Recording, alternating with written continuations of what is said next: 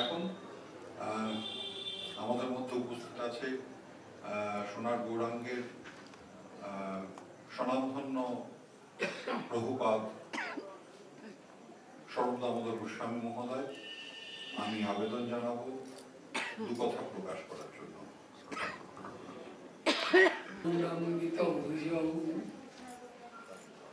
কনকাবদাতু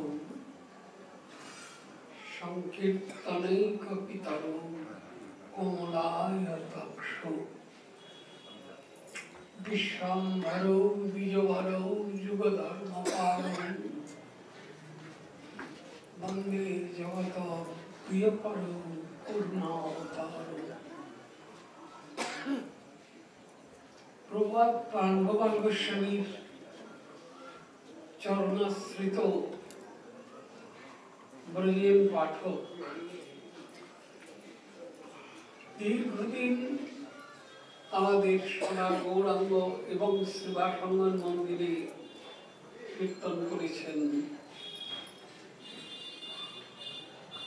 সেই কীর্তন যখন আরম্ভ হতো 5টার সময়, শেষ হতো প্রায় 8টা, 8:30 অব্দি।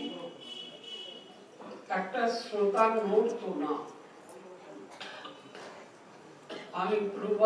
আমি ব্রজেন পাঠককে জিজ্ঞেস করেছিলাম, ব্রজেনদা, তুমি কার কাছে কীর্তন শিখেছ গো? একটা শ্রোতা পর্যন্ত নড়ল না, ম্যাজিকের মতন বসে রইল। বলল, আমার শিক্ষাদাতা প্রভুপাদ প্রাণগোপাল গোস্বামী।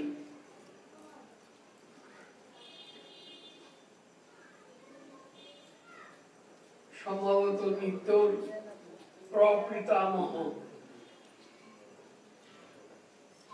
যাই হোক,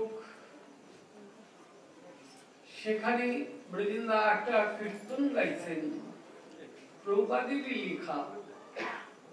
শ্রাদ্ধা কনক সুবলিত তনু নীল রতন নন্দলালা। এখন এই বয়সে সবটা মনে নাই। অপূর্ব সেই কীর্তনটি পরবর্তীকালে যখন আলোচনা করেছি, অদ্ভুত সুন্দর লেগেছে, অদ্ভুত সুন্দর লেগেছে।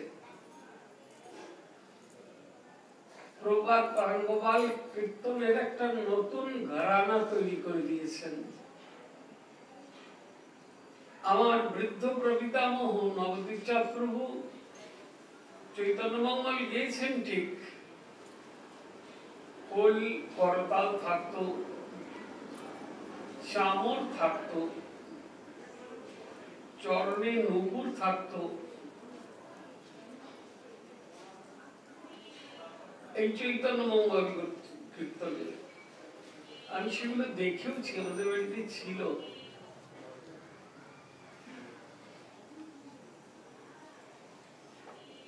আমি অমিয় গোপাল দাস কীর্তনিয়া, আজ তারা নিন, সে কি হারায়, সে আছে মোর নয়ন তারায়। সেই অমিয় গোপাল দাস কীর্তন আমাদের শিখিয়েছিলেন। তার সুরটা ছিল গোরাবর দয়াক ঠাকুর, মানে শেষের লাইনটা ছিল গোরাবর দয়াক ঠাকুর।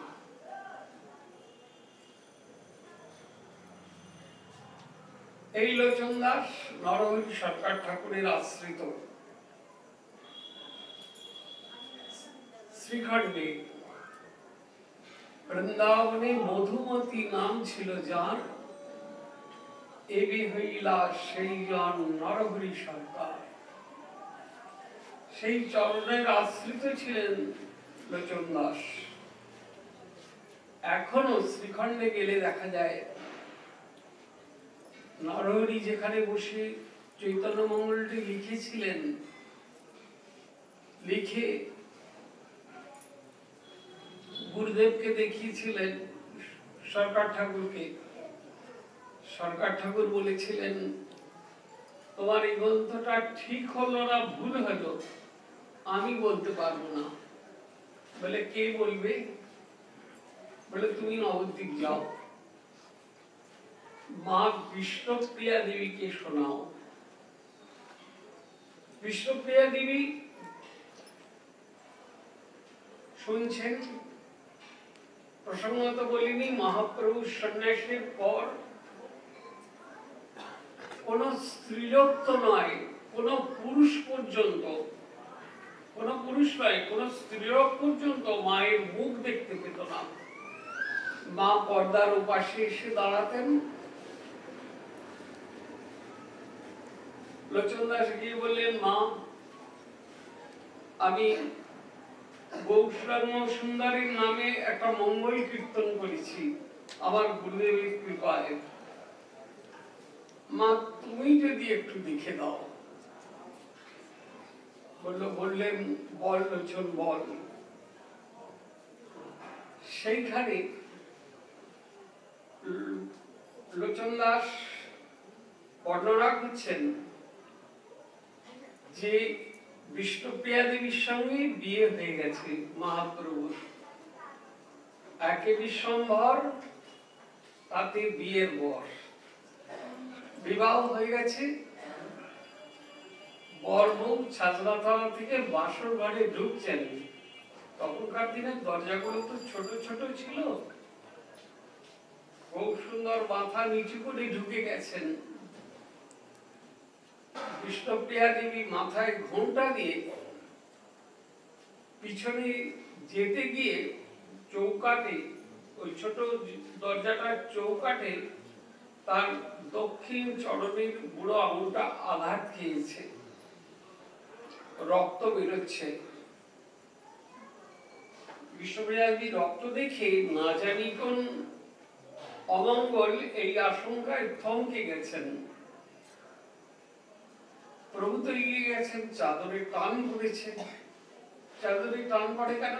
মুখখান ঘুরিয়েই দেখছেন বিষ্ণুপ্রিয়া দেবীর চরণ দিয়ে রক্ত পড়ছে।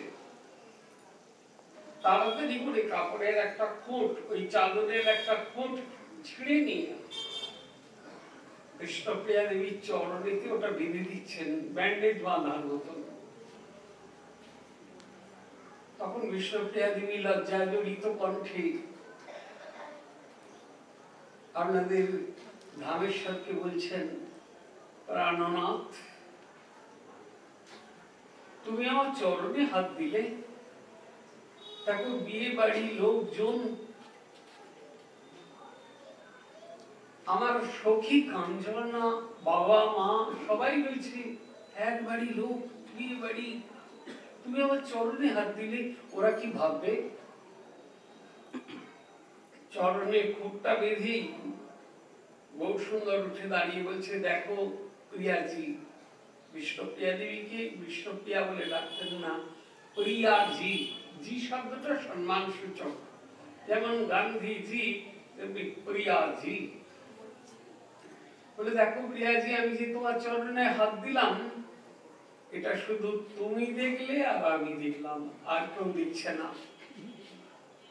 বিষ্ণুপ্রিয়া দেবী চার দিক তাকিয়ে দেখছে, বিয়ে বাড়ি বলে মনেই হচ্ছে না, নীরব, নিস্তব্ধ, চুপচাপ।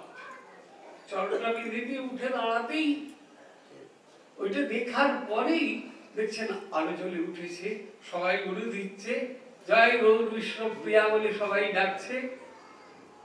এই প্রসঙ্গটি যখন লোচন দাস আলোচনা করছেন, বিষ্ণুপ্রিয়া দেবী তখন ওই পর্দার কাপড়টা সরিয়ে লোচনের মুখখানা চেপে ধরছে। লোচন, থাক থাক, আমার বিয়ের সময় তো তোর জন্মই হয়নি, তুই জানলি কি করে? সে যে আমার চরণে বেঁধে দিয়েছিল একমাত্র আমি জানি আর সে জানে, তোর তো জানার কথা নয়। বুঝেছি, তোর কলম দিয়ে প্রভু তোকে জানিয়ে দিয়েছে।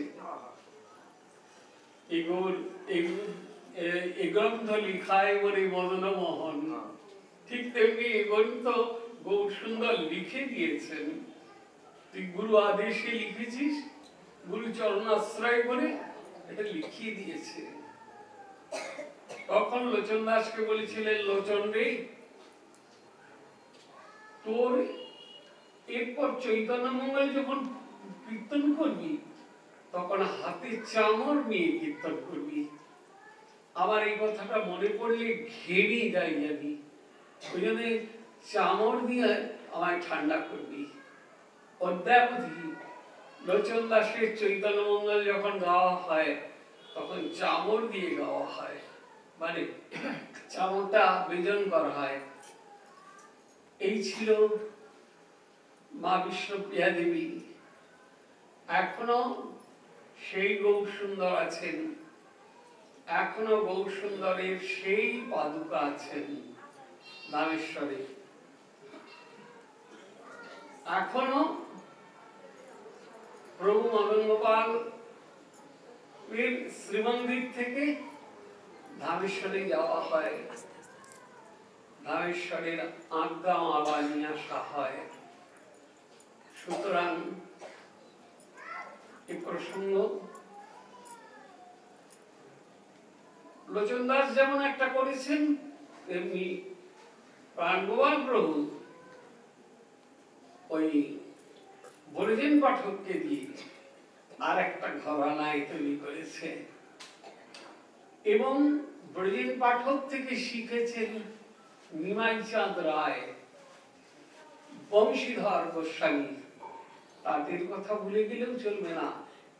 নিমাইদা আগে বরিজেন পাঠকের সঙ্গে হারমোনিয়াম বাজাতো, পরে সেও কীর্তন করতো। আমাদের কলকাতা বাড়িতেও দেখেছি দুর্গা পুজোর সময় নিমাইদা গান গাইছে, কি ব্রজেন্দা পাঠ গান গাইছে, কাতারে কাতারে লোক, কাতারে কাতারে লোক জগাই মাথায় উদ্ধার করছেন।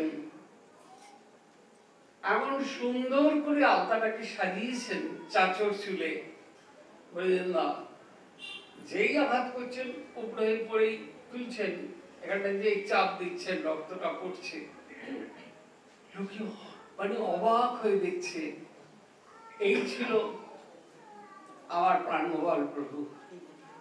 আজ সেই প্রভুদের প্রভুপাদ প্রাণগোপাল, তারপরে এলেন প্রভুপাদ যদুগোপাল, তারপরে এলেন প্রভুপাদ মদন গোপাল, তারপরে এলেন নিত্য গোপাল এবং প্রেম গোপাল। এদের পর ওদেরই বংশধর নিত্যরই সন্তান সেই হরিকথা বললে নিতাই চাঁদের কাছে প্রার্থনা করি যে তাদের দীর্ঘ আয়ু হোক, তারা যেন দীর্ঘদিন ধরে মদন গোপালের সেবা করতে পারে, এই প্রার্থনায় নিয়ে সমাপ্ত করি। জয় নিতাই।